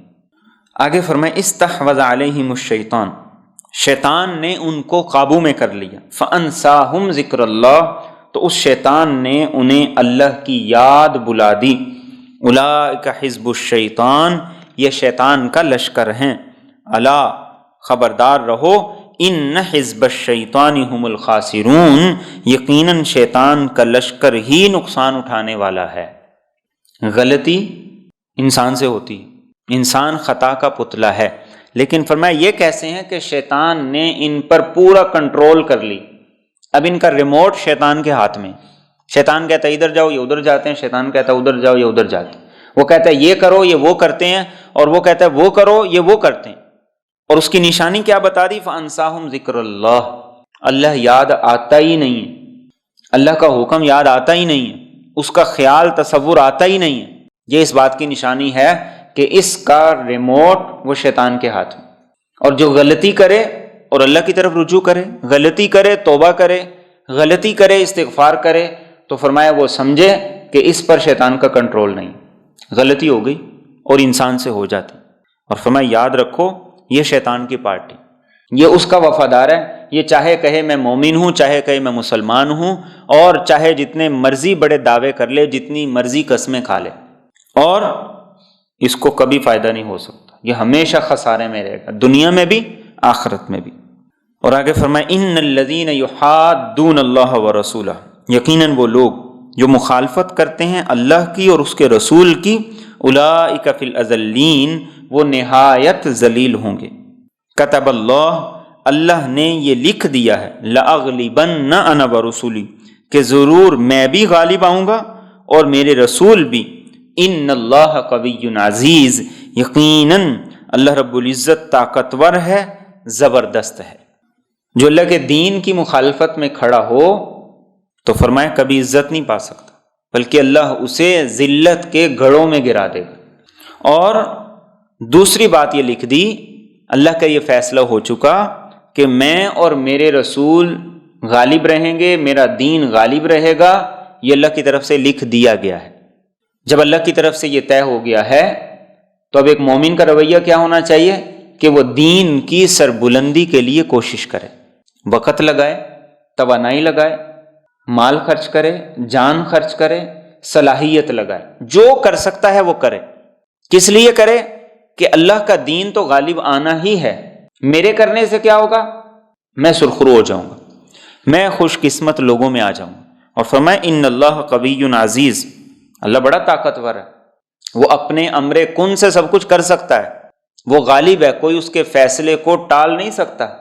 لیکن تم اپنا نام خوش قسمت لوگوں میں لکھوا لو، یہ تمہاری دنیا بھی بنا جائے گا، آخرت بھی بنا جائے گا۔ اور تاریخ میں ہمیشہ ایسا رہا ہے، اللہ کے رسول صلی اللہ علیہ وسلم کی حیات طیبہ میں بھی، خلفائے راشدین کے دور میں بھی ہمیشہ ایک پارٹی رہی ہے، ایک گروہ رہا ہے جس نے دین کی مخالفت کی، لیکن آج کوئی وجود نہیں ہے، کوئی نام و نشان نہیں، بڑے بڑے عہدے، اختیار، اقتدار، کچھ بھی ان کے کام نہیں آیا۔ اللہ کا دین ویسے ہی سربلند ہے، اللہ کا دین ویسے ہی پوری دنیا کے اندر پھیل رہا ہے۔ آج سب سے زیادہ جس چیز کی ضرورت ہے وہ یہ کہ دین کے ہر کام کے معاون بن جائے۔ اور دین کے ہر کام کے معاون بننے کا آسان طریقہ کیا ہے؟ کہ سب کے لیے دعا کر دیں، سب کے لیے دعا کر دیں۔ جو دین کا کام کر رہا ہے کہیں یہ اچھا کر رہا ہے، بس ہمارا حصہ پڑ گیا۔ آج ہمارے رویے یہ ہیں کہ دین کے کام کرنے والے وہ ایک دوسرے کی مخالفت میں لگے ہوں، اور پھر اس کا فائدہ کن لوگوں کو ہے؟ اس کا فائدہ ان لوگوں کو ہے جو دین کو نقصان پہنچانا چاہتے ہیں۔ اور اس کی سادہ سی مثال ہم نے ان دنوں میں دیکھی، اسرائیل کو تسلیم کرنے کے بارے میں ایک مولانا صاحب نے کہہ دیا کہ اسے تسلیم کرنا چاہیے، تو سارے ان کو میڈیا پہ بھی اہمیت دے رہے ہیں، ان کے بیان کو بڑا بیان بنا کے وہ سنایا جا رہا ہے کہ بہت بڑا کارنامہ ہوگا۔ اور جو ہزاروں لاکھوں علماء کہہ رہے ہیں کہ نہیں تسلیم کرنا چاہیے، اس کی اہمیت ہی کوئی نہیں، اس کے لیے ٹائم ہی نہیں، جگہ نہیں۔ تو اپنے آپ کو ان لوگوں میں، ان کی فہرست میں شامل کریں کہ جو دین کا کام کرنے والے ہیں، اللہ کے دین کے لیے کچھ کرنے والے ہیں۔ کوئی تھوڑا کر سکتا ہے، کوئی زیادہ کر سکتا ہے، لیکن حصہ سب کا ہوتا ہے۔ جب کسی لشکر کو فتح ہوتی ہے تو اس لشکر کی فتح میں فوجیوں کا بھی ہاتھ ہوتا ہے، اور اس لشکر کی فتح میں ان کے چپڑاسیوں کا بھی حصہ ہوتا ہے، ان کے مالیوں کا بھی حصہ ہوتا ہے، اور اس لشکر کی فتح میں ان کے باورچیوں کا بھی حصہ ہوتا ہے۔ ہم جس حصے میں لگ سکتے ہیں لگ جائیں، پیچھے نہ ہٹیں۔ اور اگلی بات فرمائی لا تجد قوما، نہیں تو پائے گا ان لوگوں کو یؤمنون باللہ والیوم الآخر، جو ایمان رکھتے ہیں اللہ پر اور آخرت کے دن پر، یوادون، کہ وہ دوستی کرتے ہوں، من حاد اللہ ورسولہ، اس سے جو اللہ اور اس کے رسول کی مخالفت کرتا ہے، ولو کانوا آباءہم، اگرچہ وہ ان کے باپ ہوں، او ابناءہم، یا ان کے بیٹے ہوں، او اخوانہم، یا ان کے بھائی ہوں، او عشیرتہم، یا ان کے خاندان کے لوگ ہوں۔ اولئک کتب فی قلوبہم الایمان، یہی لوگ ہیں جن کے دل میں اللہ نے ایمان کو لکھ دیا ہے۔ وَأَيَّدَهُمْ بِرُوحٍ مِّنْهُ، اور ان کی مدد کی ہے اپنی طرف سے روح کے ساتھ۔ وَيُدْخِلُهُمْ جَنَّاتٍ، اور وہ انہیں داخل کرے گا ایسی جنتوں میں، تجری من تحتها الانہار، جن کے نیچے نہریں بہہ رہی ہیں، خالدین فیہا، یہ ہمیشہ اس میں رہیں گے، رضی اللہ عنہم ورضوا عنہ، اللہ ان سے راضی ہوا اور یہ اس سے راضی ہوئے۔ اولئک حزب اللہ، یہ اللہ کا لشکر ہے۔ الا، خبردار رہو، ان حزب اللہ هم المفلحون، یقیناً اللہ کا لشکر ہی کامیاب ہوگا۔ اب یہ بتایا کہ مومن کون ہوتا ہے۔ فرمایا مومن وہ ہوتا ہے جو اللہ اور اس کے رسول کی مخالفت کرنے والوں سے کبھی بھی دوستی نہیں کرتا، چاہے رشتے میں وہ ان کے باپ ہوں یا بیٹے ہوں یا بھائی ہوں یا قبیلے کے ہوں۔ اس کی دوستی ہے صرف اس کے ساتھ جو اللہ کا وفادار ہے اور اس کے رسول کا وفادار ہے۔ وہ ہمیشہ اسی کی بات کرے گا جو اللہ اور اس کے رسول کا وفادار ہے۔ یہ مومن کی نشانی ہے۔ اور یہ وہ آیت کریمہ ہے جس آیت کریمہ پہ صحابہ کرام نے عملی طور پر مظاہرہ کر کے دکھایا۔ ابو عبیدہ بن جراح رضی اللہ تعالیٰ عنہ اپنے باپ کا سر کاٹ کے اللہ کے رسول صلی اللہ علیہ وسلم کے سامنے پیش کرتے کہ جو آپ کا نہیں وہ ہمارا بھی نہیں۔ مصعب بن عمیر رضی اللہ تعالیٰ عنہ نے اپنے بھائی کو قتل کر دی، کہا کہ جو آپ کا وفادار نہیں ہمارا بھی اس سے کوئی رشتہ نہیں۔ اور غزوہ بدر میں ابوبکر صدیق رضی اللہ تعالیٰ عنہ نے اپنے بیٹے کو للکارا کہ آؤ میرے ساتھ مقابلہ کرو، اور کہا یا رسول اللہ صلی اللہ علیہ وسلم مجھے اجازت دیجیے کہ میں جا کے لڑوں اور شہداء کی اولین فہرست میں میرا نام آ جائے۔ آپ صلی اللہ علیہ وسلم نے ارشاد فرمایا کہ نہیں ابوبکر، تجھے پتہ نہیں ہے تو میرے لیے آنکھ اور کان کی طرح ہے۔ کتنا بڑا مقام تھا ابوبکر صدیق رضی اللہ تعالیٰ عنہ۔ حضرت عمر فاروق رضی اللہ تعالیٰ عنہ نے اپنے ماموں عاص بن ہشام کو قتل کر دی، اور جب قیدیوں کو باندھا جا رہا تھا تو مصعب بن عمیر رضی اللہ تعالیٰ عنہ گزرے اور ایک انصاری کو کہتے ہیں کہ اس کو ذرا زور سے باندھنا، یہ میرا بھائی ہے، اس کی ماں کے پاس بڑا پیسہ ہے، زیادہ پیسے دے کے چھڑائے گی۔ اور خود اللہ کے رسول صلی اللہ علیہ وسلم کے داماد ابو العاص بعد میں مسلمان ہوئے رضی اللہ تعالیٰ عنہ، ان کی بھی رعایت نہیں کی گئی، ان کو بھی قیدیوں کے ساتھ باندھ دیا گیا کہ جس کے نکاح میں نبی کی بیٹی ہو۔ تو فرمایا کہ مومن کے اندر یہ بات ہو ہی نہیں سکتی کہ وہ ادھر بھی ہو اور ادھر بھی ہو، اس کا شیطان کی پارٹی میں بھی تعلق رشتہ واسطہ ہو اور مومنوں کے ساتھ بھی اٹھتا بیٹھتا رہے۔ اور یہ وہ بنیادی خامی ہے جو آج پوری دنیا کے مسلمانوں میں، ہمارے ملک میں سپریم کورٹ نے، شریعہ کورٹ نے یہ فیصلے کیے کہ سود کو کالعدم قرار دیا جائے اور اس کے سارے طریقے ان کا لین دین بند کیا جائے۔ لیکن سب سے بڑی رکاوٹ اس میں کون ہے؟ ہمارا اسٹیٹ بینک۔ اور اسٹیٹ بینک کے لیے کون لڑ رہا ہے؟ وہ وکیل لڑ رہا ہے جو خود کو مسلمان کہتا ہے۔ اور ایسے لوگ پھر ایمان کے اور اسلام کے اتنے بڑے بڑے دعوے کرتے۔ اور فرمایا یہ اللہ کا لشکر ہے، یہ حزب اللہ ہیں۔ قرآن کریم میں 2 جگہ پہ حزب اللہ کا لفظ آیا، ایک یہاں پر اور ایک چھٹے سپارے کے اندر۔ فرمایا یہ اللہ کا لشکر ہے، اللہ کی پارٹی کے بنو، ادھر بھی آ رہی ہیں ادھر بھی آ رہی ہیں، ان کے ساتھ بھی نبھا رہے ہیں ان کے ساتھ بھی نبھا رہے ہیں۔ یہ مومن کا رویہ نہیں، یہ منافق کا رویہ۔ اور صحابہ نے اس کو عملی طور پہ کر کے دکھا دیا۔ باپ چھوڑنا، بھائی چھوڑنا، خاندان چھوڑنا کوئی آسان کام نہیں، لیکن صحابہ نے یہ دکھایا کہ جو اللہ اور اس کے رسول سے وفادار نہیں ہے، ہم اس کو نہ باپ کا درجہ دے سکتے ہیں، نہ بھائی کا دے سکتے ہیں، نہ اسے خاندان کا فرض سمجھتے ہیں۔ بلکہ مصعب بن عمیر رضی اللہ تعالیٰ عنہ نے جب کہا کہ اسے زور سے باندھو، اس کی ماں کے پاس بڑا پیسہ ہے، تو اس نے کہا تم تو میرے بھائی ہو، تم تو کچھ خیال کرو۔ تو مصعب بن عمیر رضی اللہ تعالیٰ عنہ نے کہا میرے بھائی تم نہیں ہو، یہ انصاری میرا بھائی، ہمارے رشتے ایمان کے رشتے ہیں، ہمارے رشتے ایمان کے رشتے ہیں۔ آج مسلمان حکمران بھی اور اس کے علاوہ نچلے طبقات کے اندر بھی اسی چیز کا مسئلہ ہے، یہی خامی اندر سے نکل گئی۔ اور اسے کس طرح کہا جاتا ہے؟ اسے کہا جاتا ہے یہ مذہبی جنون ہے، یہ مذہبی دہشت گردی ہے، یہ نہیں ہونی چاہیے۔ انسان کو دین کے معاملے میں اتنا سخت نہیں ہونا چاہیے، دین تو بڑا نرم ہے، دین تو بڑا آسان ہے۔ یہ دین ہی تھا کہ صحابہ نے اپنے رشتہ داروں کی گردنیں اتار دی۔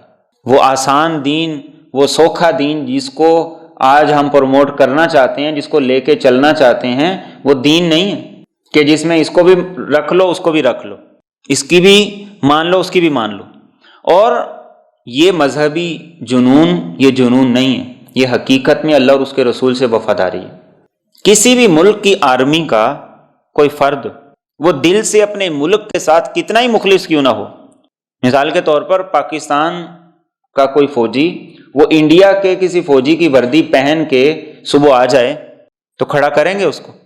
وہ جتنا مرضی کہتا رہے میرے دل کے اندر ساری محبت پاکستان کے لیے، میں اس کے لیے مرنے کے لیے تیار ہوں، یہ تو ویسے ہی میں نے پہنی ہے، مجھے ڈیزائن اچھا لگا، کلر اچھا لگا، فٹنگ اچھی تھی، کوئی مانے گا؟ کوئی نہیں مانے گا۔ اور پھر یہ جنون صرف ہم دین کے بارے میں اس کو برا بلا کہتے ہیں۔ جس کو پیسے کا جنون چڑھا اس کو کوئی برا نہیں کہتا، جسے موبائل کا جنون چڑھا اسے کوئی برا نہیں کہتا، جو اپنی ساری زندگی، ساری جمع پونجی کسی غلط کام پہ لگا دے، جوئے پہ لگا دے، ان کاموں پہ لگا دے، اسے کوئی جنون نہیں کہتا، وہ سارے کام ٹھیک ہیں۔ اور دین کے معاملے میں ہم کہتے ہیں کہ نہیں، انسان میں اتنی سختی نہیں ہونی چاہیے، اتنا قدامت پسند نہیں بندے کو ہونا چاہیے۔ تو یہ جو دین ہے نا، یہ جو میٹھا میٹھا دین ہے، یہ دین نہیں۔ دین کا تو آغاز ہی لا الہ الا اللہ سے، پہلے غلط کو غلط کہو، پہلے غیر اللہ کی نفی کرو، پھر دین ہوگا۔ آج پوری دنیا کے مسلمان غیر مسلم ممالک کے اشاروں پہ چل رہے ہیں، ان کو مسلمانوں کو نکالنا پڑتا ہے تو وہ نکال دیتے ہیں۔ مسلمانوں کے ساتھ مسلمانوں کا رویہ ہی درست نہیں ہے، اس کی بنیادی وجہ یہ ہے کہ اس کو ایک مومن سے زیادہ ایک کافر عزیز ہے۔ مسلمان کو اپنے نبی کے طریقے اور اس کے لائف سٹائل سے زیادہ کفار کا طریقہ اور لائف سٹائل زیادہ عزیز ہے۔ اس لیے ہر کوئی کہہ دیتا ہے یار فرق کیا پڑتا ہے، اور یہ صرف دین کے معاملے میں۔ دنیا کے معاملے میں چھوٹی چھوٹی چیزوں کا ہم سمجھتے ہیں بہت فرق پڑتا ہے۔ تو صحابہ نے اس کو عملی طور پہ کر کے دکھایا، اور کیا فرمایا اللہ نے ان کے دلوں میں ایمان کو لکھ دیا۔ یہ ہے اصل مومن، کہ ان کے دلوں میں اللہ نے لکیر لگا دی کہ واقعی یہ مومن ہے۔ وَأَيَّدَهُمْ بِرُوحٍ مِّنْهُ، اور پھر جب بندہ اللہ کے ساتھ اللہ کی پارٹی میں ہو جاتا ہے، حزب اللہ میں ہو جاتا ہے، فرمایا اللہ اس کی اپنی غیب سے مدد کرتا ہے، اس کے اندر ہمت پیدا کر دیتا ہے، حوصلہ پیدا کر دیتا ہے۔ صحابہ ہزاروں میں ہونے کے باوجود لاکھوں کے لشکر سے لڑے، دنیا میں کون لڑ سکتا ہے؟ کس کی عقل مانتی؟ اور آج بھی ایک مومن کا جو جذبہ ہے اسی سے تو دنیا ڈرتی ہے، کہ اسے پتا ہے کہ اس مومن کو موت سے ڈر نہیں لگتا، ورنہ زندگی کس کو عزیز نہیں ہوتی۔ اور فرمایا کہ پھر آخرت میں ان کے لیے جنت ہے۔ اور پھر کیا بات فرمائی؟ رضی اللہ عنہم ورضوا عنہ، اللہ ان سے راضی، یہ اللہ سے راضی۔ ایک شخص طواف کر رہا تھا اور دوران طواف یہ دعا کر رہا تھا کہ اللہ تو مجھ سے راضی ہو جا۔ تو پیچھے سے ایک سوال کرنے والے نے سوال کیا کہ بتاؤ تم یہ کہہ رہے ہو کہ اللہ مجھ سے راضی ہو جا، تم اللہ سے راضی ہو؟ اس نے مڑ کے دیکھا، اس نے کہا تم کون ہو؟ تو سوال کرنے والے امام شافعی رحمۃ اللہ علیہ تھے۔ تو اس نے کہا میں تو اللہ سے کہہ رہا ہوں کہ اللہ تو مجھ سے راضی ہو جا، تو میں اللہ سے کیسے راضی ہوں؟ تو امام شافعی رحمۃ اللہ علیہ نے فرمایا کہ جب مشکل میں، مصیبت میں، پریشانی میں تم اسی طرح اپنے رویے کا مظاہرہ کرو جیسے خوشحالی میں اللہ کی طرف سے آنے والے فیصلوں کو دیکھتے ہو، تو اس کا مطلب ہے تم اللہ سے راضی۔ جب تم اللہ سے راضی، اللہ تم سے خود بخود راضی ہو جائے۔ اور تم اللہ سے راضی نہیں ہو، تم ہر وقت اس کی شکایتیں لوگوں کو لگاتے رہتے ہو، ہر وقت روتے رہتے ہو، تم اس کے فیصلوں پہ راضی نہیں ہو، تو اللہ تم سے کیسے راضی ہوگا؟ اس لیے فرمایا صحابہ ایسے تھے رضی اللہ عنہم ورضوا عنہ۔ امام زین العابدین رضی اللہ تعالیٰ عنہ جس وقت کربلا کا واقعہ ہو چکا اور ان کو ہاتھوں میں زنجیریں پہنا دی گئیں، تو ایک شخص نے ان سے کہا کہ آپ نواسہ رسول کے بیٹے ہیں، آپ کے ہاتھ میں زنجیریں؟ تو امام زین العابدین نے بڑا خوبصورت جملہ ارشاد فرمایا کہ اگر ہمارا رب ان زنجیروں سے راضی ہوتا ہے تو ہم بھی اس میں راضی ہیں، اگر اس کی رضا اس چیز میں تو ہم بھی پھر راضی ہیں۔ یہ مومن کا رویہ ہونا چاہیے کہ وہ اللہ سے راضی ہے کہ نہیں۔ اللہ سے تو کہتا ہے کہ اللہ تو مجھ سے راضی ہو جا، اور فرمایا یہ حزب اللہ ہیں اور یہ کامیاب ہوں گے، ہر صورت کامیاب ہوں گے، دنیا میں بھی اور آخرت میں بھی۔ اور اللہ کے رسول صلی اللہ علیہ وسلم کی ایک بڑی خوبصورت دعا تھی، آپ صلی اللہ علیہ وسلم اللہ سے دعا کیا کرتے تھے کہ اللہ کسی فاجر، کسی گناہ گار کا مجھ پر کوئی احسان نہ ہو کہ اس کی وجہ سے اس کی محبت میرے دل کے اندر آ جائے۔ قرآن کریم نے یہی کہا نا کہ جو اللہ اور اس کے رسول کی مخالفت کرتے ہیں مومن ان سے محبت نہیں کرتا۔ تو آپ اللہ سے دعا کیا کرتے تھے کہ اللہ زندگی میں کبھی ایسا موقع نہ آئے کہ کوئی کافر، کوئی فاجر مجھ پہ احسان کرے، میرے ساتھ نیکی کرے اور میرا دل اس کے بارے میں نرم ہو جائے، اس کی محبت میرے دل کے اندر آ جائے۔ کیسی خوبصورت دعا کہ ہمیں کسی ایسے بندے سے کام ہی نہ پڑے، ہمیں کسی ایسے بندے کے سامنے ہاتھ ہی نہ پھیلانا پڑے کہ جس کی وجہ سے ہمارا دین ڈاواں ڈول ہو جائے، وہ مشکوک ہو جائے۔